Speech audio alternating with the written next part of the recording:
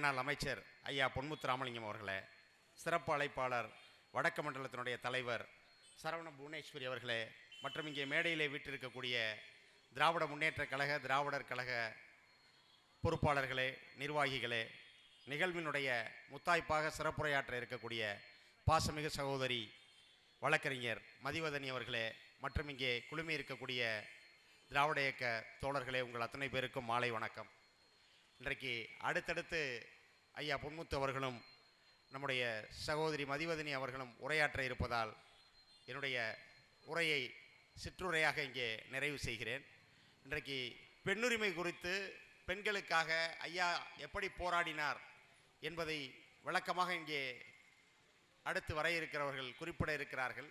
இருந்தாலும் கூட ஒரு சில செய்திகளை மட்டும் உங்களோடு நான் பகிர விளைகிறேன். அதாவது எல்லாரும் என்ன சொல்லுவோம் அப்படின்னா, பெண் உரிமை, பெண்கள் இது எல்லாம் பேசுவோம்.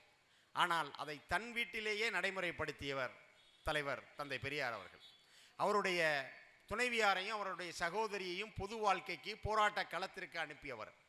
எல்லோருமே கூட படித்திருப்பீர்கள், நம்முடைய பாடப்புத்தகத்திலே கூட இருந்தது கள்ளுக்கடை மறியல் அப்படின்னு. அந்த கள்ளுக்கடை மறியலின் போது ஐயா சிறைப்பட்டிருக்கிறார். ஆனால் அந்த போராட்ட களத்திலே அம்மையார் ஈவேரா நாகம்மையார் அவர்களும் அதே போல் ஐயாவுடைய சகோதரி கண்ணம்மாள் அவர்களும் களத்திலே நின்று இன்றைக்கு கள்ளுக்கடை மறியல் போராட்டத்தை வெகு எழுச்சியோடு இன்றைக்கு தமிழ்நாட்டில் நடத்தி கொண்டிருக்கிறார்கள். இவர்கிட்ட கேட்குறாங்க, நீங்கள் இந்த போராட்டத்தை நிறுத்த முடியுமான்னு அண்ணல் காந்தியடிகளிடம் கேட்டபோது அவர் என்ன சொல்கிறாருன்னா, இந்த போராட்டத்தை நிறுத்துவது என்னுடைய கைகளிலே இல்லை, தமிழ்நாட்டிலே இருக்கக்கூடிய 2 பெண்களின் கைகளிலே இருக்கிறது. ஈவேரா நாகம்மையாரும் கண்ணம்மாளும் முடிவு செய்தால் மட்டும்தான் இந்த போராட்டத்தை நிறுத்த முடியும்னு சொன்னார். அந்த அளவிற்கு ஒரு சிறப்பு பெற்றது அந்த போராட்டம். அப்படி போராட்ட களத்திலே நின்றவர்கள் ஐயா குடும்பத்தைச் சேர்ந்த பெண்கள்.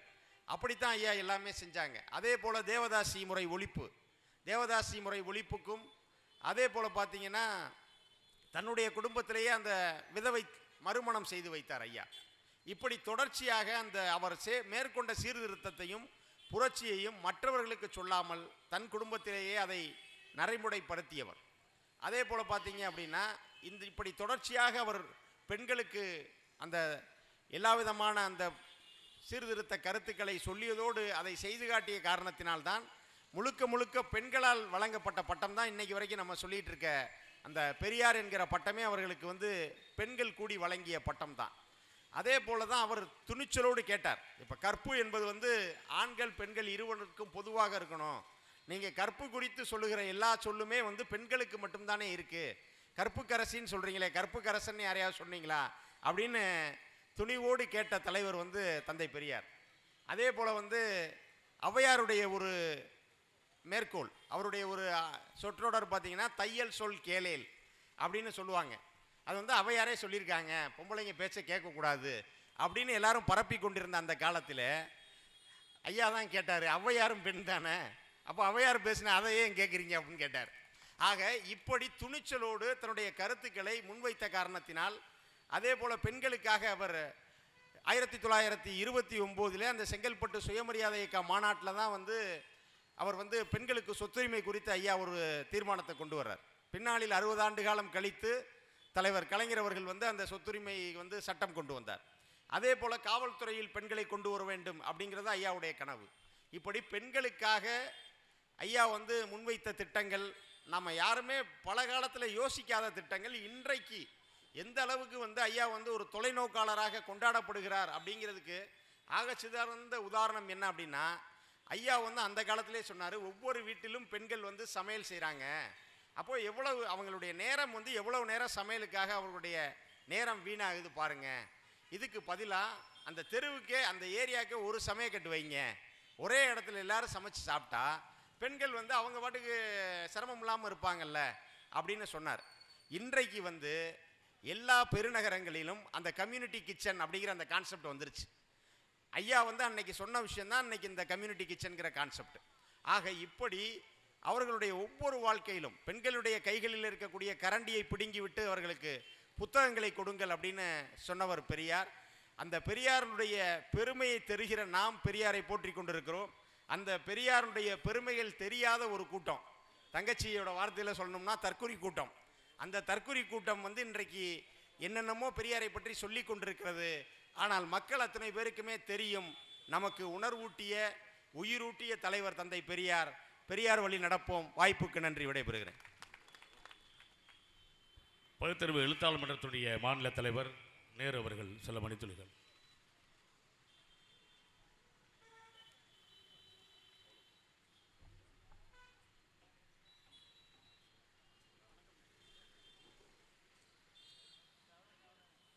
மிக சிறப்பாக ஏற்பாடு செய்யப்பட்டிருக்கக்கூடிய இந்த பொதுக்கூட்டத்தினுடைய தலைமை பொறுப்பேற்றிருக்கக்கூடிய அண்ணன் புதூர் பாக்கியம் அவர்களே, இந்த நிகழ்வினை மிக அருமையாக ஒருங்கிணைத்துக் கொண்டிருக்கக்கூடிய தலைமை செயற்குழு உறுப்பினர் அண்ணன் செல்வம் அவர்களே, வரவேற்புரை ஆற்றிருக்கக்கூடிய தோழர் அழகுபாண்டி அவர்களே, அதே போல் முன்னிலை ஏற்றிருக்கக்கூடிய மாவட்ட தலைவர் அண்ணன் ஆ முருகானந்தம் உள்ளிட்ட பொறுப்பாளர்களே, மிக சிறப்பான உரையை ஆற்றுவதற்காக இங்கு வந்திருக்கக்கூடிய திராவிட முன்னேற்ற கழகத்தினுடைய உயர்மட்ட செயல் திட்டக்குழு உறுப்பினர் தமிழர் தலைவர் ஆசிரியர் அவர்களால் எந்நாளும் சுயமரியாதை வீரர் என்று பாராட்டு பெறக்கூடிய ஐயா முன்னாள் அமைச்சர் பொன் முத்துராமலிங்கம் அவர்களே, சிறப்புரை ஆற்றுவதற்காக வந்திருக்கக்கூடிய உயர்நீதிமன்ற வழக்கறிஞர் துணை பொதுச் செயலாளர் அருமைக்குரிய தோழர் சேமே மதிவதனி அவர்களே, சிறப்பு அழைப்பாளர்களாக வந்திருக்கக்கூடிய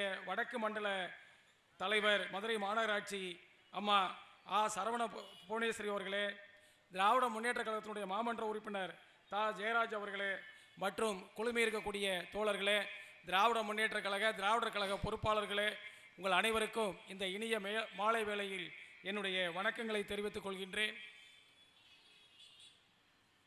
இப்போ நம்முடைய எதிரிகளெல்லாம் பார்த்து பயப்படக்கூடிய ஒரு சொற்பொழிவாளர் நம்முடைய துணை பொதுச் செயலாளர் சேமே மதிவதனி அவர்கள். உண்மையிலேயே எங்களை போன்றவர்களுக்கு மிகப்பெரிய மகிழ்ச்சியாக இருக்கிறது. அவர் தந்தையோடு பழனி, திண்டுக்கல் போன்ற இதே மாதிரி பொதுக்கூட்டங்களில் தோழர் சேதுவோடு பேசியிருக்கிறேன். ஆனால் இன்றைக்கு அவருடைய மகள் ஆற்றலோடு மிக துல்லியமாக பல்வேறு விவரங்களை எடுத்துக்கொண்டு அவர் ஆற்றக்கூடிய அந்த உரை என்பது ஒரு மிகப்பெரிய மகிழ்ச்சியை கொடுக்கிறது. அது மட்டுமல்ல, 186 பேச்சாளர்கள் திராவிட முன்னேற்ற கழகத்தின் சார்பாக அருமைக்குரிய மாண்புமிகு உதயநிதி ஸ்டாலின் அவர்களுடைய அந்த ஏற்பாட்டின் பேரில் திராவிட இயக்கத்தை, திராவிட தலைவர்களை முழுமையாக புரிந்து கொண்டு அந்த தோழர்களை பயிற்றுவித்து தமிழ்நாட்டினுடைய மூலை முடுக்கெல்லாம் மிக விளக்கமாக பேசக்கூடிய ஒரு 186 தோழர்களை உருவாக்கி அவர்களையெல்லாம் ஒருங்கிணைக்கக்கூடிய ஒரு விழாவில் நம்முடைய துணை பொதுச் செயலாளர் மதிவதனி அவர்கள் பேசும்பொழுது சொன்னார்கள், நம்முடைய திராவிட மாடல் ஆட்சி நாயகர் மரியாதைக்குரிய மாண்புமிகு முத்துவேல் கருணாநிதி ஸ்டாலின் அவர்கள் முன்னால் சொன்னார்கள், எனக்கு இந்த உயரம் ஆகாது என்று சொன்னார். ஆனால் உண்மையிலேயே நாங்கள் பெருமைப்படுகிறோம். உங்களுடைய உயரம் என்பது எங்களுக்கு பெருமை மட்டுமல்ல, இந்த திராவிட இயக்கத்திற்கு ஒரு மிகப்பெரிய விடியலை கொடுக்கும் என்ற நம்பிக்கையை கொடுப்பதாக உங்களுடைய உயரம் இருக்கிறது. இன்றைக்கு பேராசிரியர் அன்பழகனார் அவர்களுடைய நினைவு நாள். இனமான பேராசிரியர் எந்த நாளும் முத்தமிழறிஞர் கலைஞரை விட்டு பிரியாது. எத்தனையோ சோதனைகள் வந்தபோதும் அத்தனையும் உடனிருந்து திராவிட இயக்கத்தினுடைய வரலாற்றிலே மிகப்பெரிய முத்திரையை மதித்த பேராசிரியர் அவர்களுடைய பிறந்த நினைவு நாள் இன்றைக்கு.